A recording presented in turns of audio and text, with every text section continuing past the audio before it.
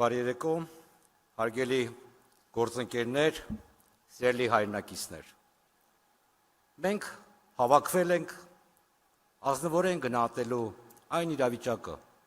որում գտնվում է մեր երկիրը, եւ ներկայացնելու մեր առաջարկը հասարակությանը։ Մենք խոսելու ենք Հայաստանի ապագայի մասին։ Այսօր Հայաստանի անվտանգությունը չի սկսվում սահմաններից, այն սկսվում է արտաքին քաղաքականությունից։ Եթե արտաքին քաղաքականությունը թույլ է, ամբողջ երկիրն է դառնում թույլ։ 2020 թվականից հետո մենք հայտնվեցինք նոր իրականության մեջ։ Հին անվտանգության համակարգը քանդվել է։ Նոր ճարտարապետությունը մինչև օրս չի ձևավորվել։ Եվ այս փուլում մեր հիմնական խնդիրը պետք է լիներ կայունության եւ հավասարակշռության վերականգնումը։ Բայց գործող իշխանությունները ընտրեցին հարմարվելու ճանապարհը, ընդունելով վատտարացող միջավայրը եւ ենթարկվելով ճնշմանը։ Սա ռազմավարական մեծ եւ կոպտագույն սխալ էր։ Եվ այսօր դրա հետևանքները ակնհայտ են։ Պայմանավորվածությունները չեն չեզոքացրել սպառնալիքներն ու մարտահրավերները, լարվածությունը չի վերացել, իսկ մեզ առնչվող որոշումները հաճախ ընդունվում են առանց Հայաստանի մասնակցության։ Սա հենց սուբյեկտության կորուստ է։ Պետք է հստակ արձանագրենք։ Զիջումների քաղաքականությունը խաղաղություն չբերեց, այն պարզապես հետաձգեց ճգնաժամը։ Ցանկացած գնով լարվածությունից խուսափելը չի նվազեցնում ռիսկերը, այն դրանք դարձնում է անկառավարելի։ Պայմաններ ձևավորելու փոխարեն մենք հարմարվում ենք դրանց։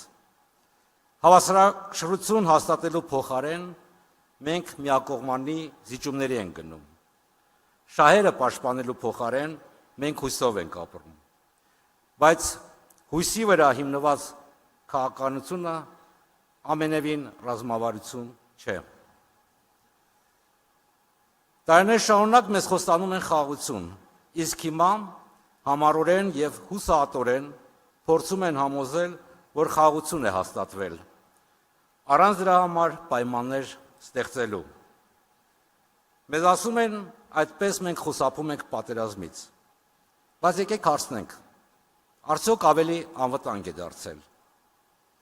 Ներկայիս իշխանությունները ասում են, սահմանին հիմա հանգիստ է, ոչ ոք չի զոհվում։ Բայց սահմանին հարաբերական լռությունը անվտանգության մակերեսային պատրանք է։ Փաստերը ցույց են տալիս, որ երկրի ռազմավարական խոցելիությունը ոչ միայն չի վերացել, այլ խորացել է։ Մեր անվտանգության վերաբերյալ որոշումները ավելի ու ավելի հաճախ են կայացվում Հայաստանից դուրս։ Տարածաշրջանային հավասարակշռությունը խախտվել է, իսկ պաշտպանական նոր մեխանիզմներ չեն ստեղծվել։ Նման ճակերտավոր խաղաղությունը պարզապես դադար է հաջորդ սպառնալիքից առաջ։ Ըստ էության, արտաքին քաղաքականությունը, որը հարմարվում է ճնշմանը, այլ ոչ թե կառավարում այն, ստեղծում է անվտանգության պատրանք, բայց ոչ իրական պաշտպանություն։ Ես մասնակցել եմ բանակցություններին։ Ես գիտեմ խոսքերի արժեքը։ Եվ եթե խաղաղություն բառը չի ամրապնդվում ուժով, այն արժեք չունի։ Առանց հավասարակշռության զիջումները խաղաղություն չեն բերում։ Դրանք նոր պահանջներ են առաջացնում։ Որքան շատ զիջումներ, այնքան բարձր կլինի հաջորդի գինը։ Սա փակուղի է, եւ մենք պետք է դա կանխենք։ Պետությունը չպետք է սպասի իրադարձությունների ծավալմանը, այն պետք է ձևավորի դրանք։ Պետությունը չպետք է խնդրի, այն պետք է կանխատեսի։ Պետությունը չպետք է հույս ունենա, այն պետք է ապահովի։ Ուստի գլխավոր հարցը այսօր հետևյալն է. ոչ թե ինչպես խուսափել ճնշումից, այլ ինչպես այն դարձնել անհնար։ Մենք ունենք պատասխանը, սա տեսություն չէ, սա անվտանգության գործնական բանաձևն է, հավասարակշռություն, զսպում, երաշխիքներ, հավասարակշռություն, որպեսզի մեր վրա չգործադրվի ճնշում, զսպում, որպեսզի որևէ մեկը չփորձի խախտել համաձայնությունները, երաշխիքներ, որպեսզի պայմանավորվածությունը դառնա պարտավորություն։ Միայն այսպես է հնարավոր ունենալ եւ անվտանգություն եւ կայուն խաղաղություն։ Հարգելի գործընկերներ, նման քաղաքականությունը անհնար է առանց արտաքին հենարանների։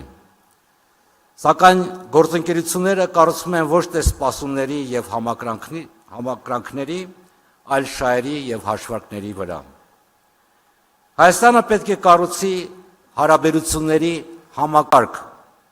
հետապնդելով մասնավորապես հետևյալ նպատակները. Ռուսաստանի հետ պահպանելով մեր անդամակցությունը հայտնի կառույցներում, ձևավորել անվտանգության գործող, այլ ոչ թե հռչակագրային մեխանիզմներ։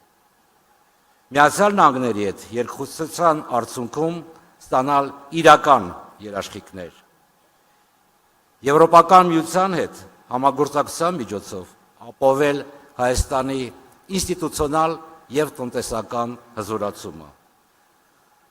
Տարածաշրջանում ձգտել հաստատել խիստ հավասարակշռություն, որտեղ ճնշումը դառնում է անիմաստ։ Արդյունքը մեկն է, սկզբունքը մեկն է, ոչ մի ուղղություն չպետք է դառնա խոցելիություն, եւ սա բոլորին հաճոյանալու քաղաքականություն չէ։ Այսպիսի քաղաքականության արդյունքում կստեղծվի իրավիճակ, որում մեզ չեն թելադրում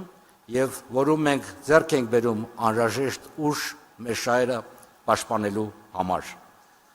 Տրամաբանության այս փոփոխությունը նշանակում է անցում ռեակտիվ արձագանքից դեպի իրադարձությունների նախաձեռնողական կառավարում։ Եվ այստեղ կարևոր է ընդգծել. մեր մոտեցումը չի նշանակում առճակատում։ Մեր մոդելը ուժեղ պետության հաշվարկված եւ ճիշտ կառուցված քաղաքականությունն է։ Սիրելի հայրենակիցներ, այսօր մենք կանգնած ենք ընտրության առաջ։ Շարունակել ներկայիս ուղին նշանակում է շարունակել թուլանալ։ Մենք դրա իրավունքը չունենք։ Հիմա հաճախ ասում են, փոփոխությունները վտանգավոր են եւ անխուսափելիորեն կբերեն աղետալի պատերազմ։ Վտանգավորը չփոխվելն է։ Վտանգավորը թուլանալն է։ Վտանգավորը սпасելն է գործելու փոխարեն։ Մեզ անհրաժեշտ է շրջադարձ դեպի քաղաքականություն, որի պայմաններում Հայաստանը չեն կարող անտեսել, Հայաստանին չեն կարող պարտադրել եւ Հայաստանը չեն կարող շրջանցել։ Սպասելու ժամանակը ավարտվել է։ Թուլության գինը արդեն վճարված է։ Նոր հնարավորություն կարող է այլևս չլինել։ Այժմ որոշումների ժամանակն է եւ մենք պատրաստ ենք այդ որոշումները կայացնել ամբողջ պատասխանատվությամբ։ Շնորհակալություն։